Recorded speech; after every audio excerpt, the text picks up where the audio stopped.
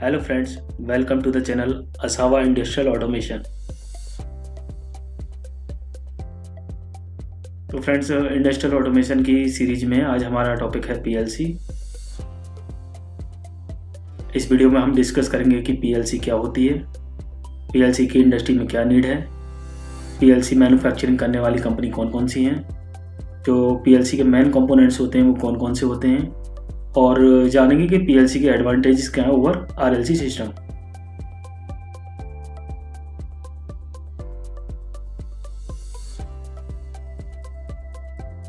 तो friends, PLC की जो फुल फॉर्म होती है वो होती है प्रोग्रामेबल लॉजिक कंट्रोलर।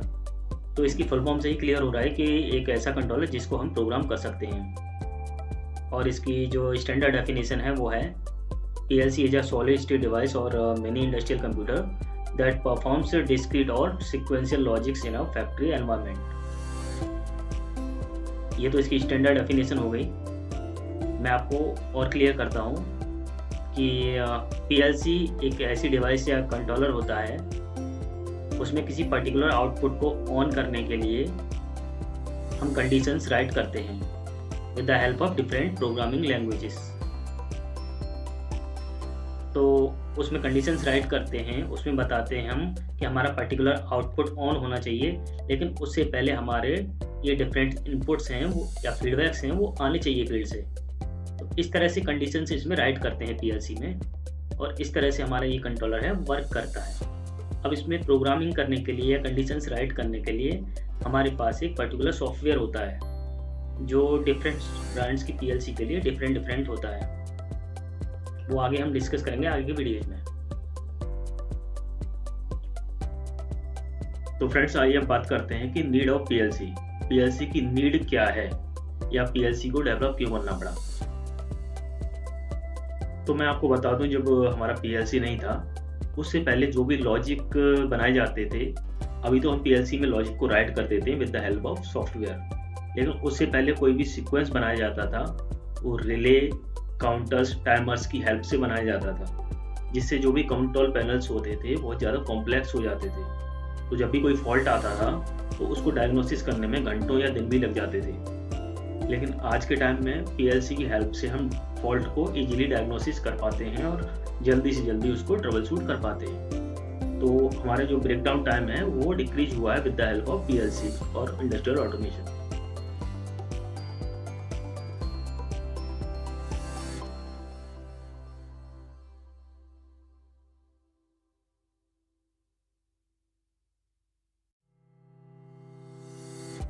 एंड ये कुछ कंपनीज के नाम हैं जो PLC and industrial automation equipments manufacture करती हैं। वैसे तो ऐसी बहुत सारी कंपनी हैं, लेकिन ये कुछ मेजर कंपनीज हैं जिनके कंपोनेंट्स या पीएलसी आपको इजीली कहीं भी देखने को मिल जाएंगे।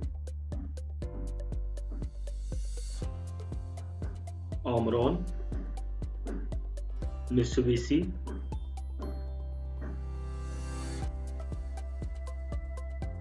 एलन, Siemens,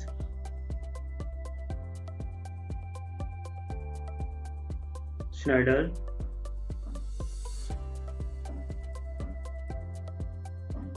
Delta,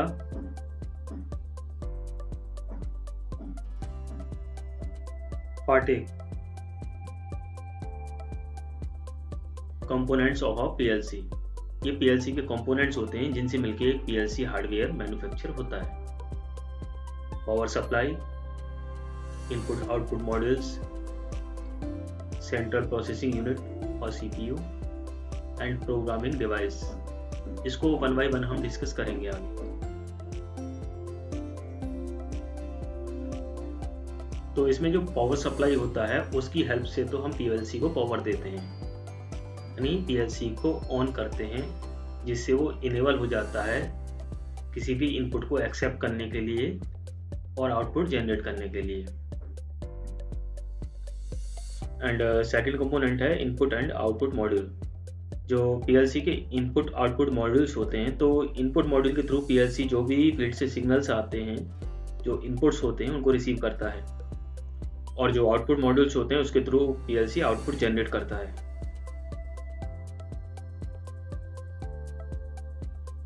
अब बात करते हैं थर्ड कंपोनेंट CPU। जो CPU होता है PLC का वो माइंड होता है, सारी प्रोसेसिंग कैलकुलेशन CPU में ही होती है PLC की, और उसी के थ्रू जो प्रोग्राम उसमें राइट किया हुआ होता है CPU में, उससे PLC आउटपुट जनरेट करता है। अब बात करते हैं फोर्थ कंपोनेंट यानी प्रोग्रामिंग डिवाइस की। ये प्रोग्रामिंग डिवाइस कोई भी लैपटॉप या डेस्कटॉप हो सकता है जिसके थ्रू हमें PLC को प्रोग्राम करना है। तो उस लैपटॉप या डेस्कटॉप में हमारा जो प्रोग्रामिंग सॉफ्टवेयर होता है वो इंस्टॉल होना चाहिए PLC को प्रोग्राम करने के लिए। और पहले भी हमने बताया कि किसी भी PLC का जो प्रोग्रामिंग सॉफ्टवेयर होता है वो डिफरेंट होता है।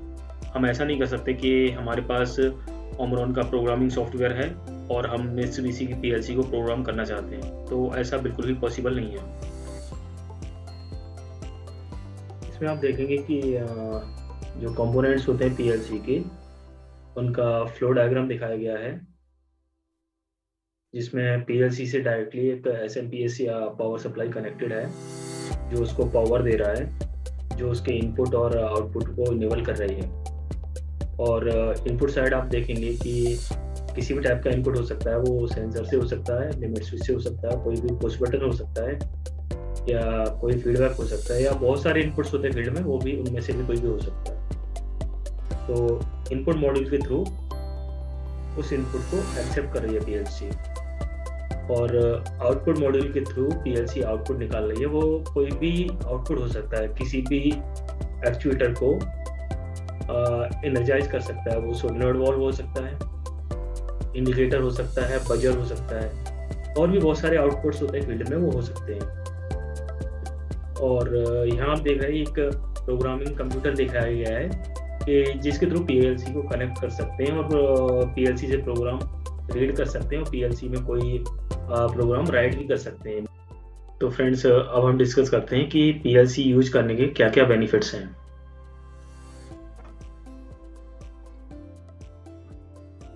तो सबसे पहले बात करते हैं वायरिंग की। तो हमारा RLC सिस्टम होता था, उसमें रिलेज, काउंटर्स, टाइमर सारे के सारे हार्डवेयर में होते थे, तो जितनी वायरिंग होती थी वो ज़्यादा हो जाती थी, तो सिस्टम हमारा काफ़ी कॉम्प्लेक्स हो जाता था। एंड हम PLC की अगर बात करें तो PLC में टाइमर्स, काउंटर्स ये सारे के सारे सॉफ्टवेयर में होते हैं, तो मिनिमम वायरिंग में हम PLC को इंस्टॉल कर सकते हैं। तो PLC में हमारी वायरिंग कम रहती है अगर हम RLC से कंपेयर करें तो। दूसरी बात करते हैं मॉडिफिकेशन की।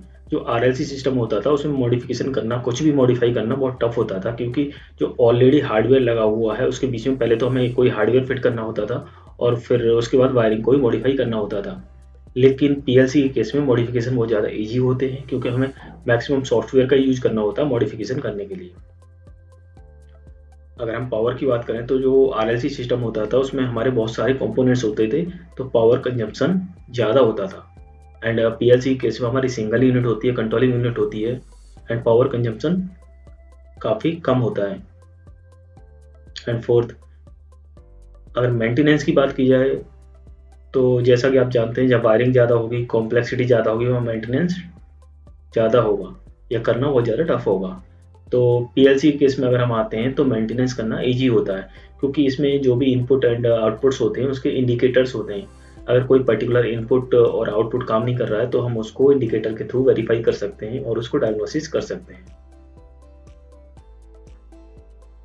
Next, expansion.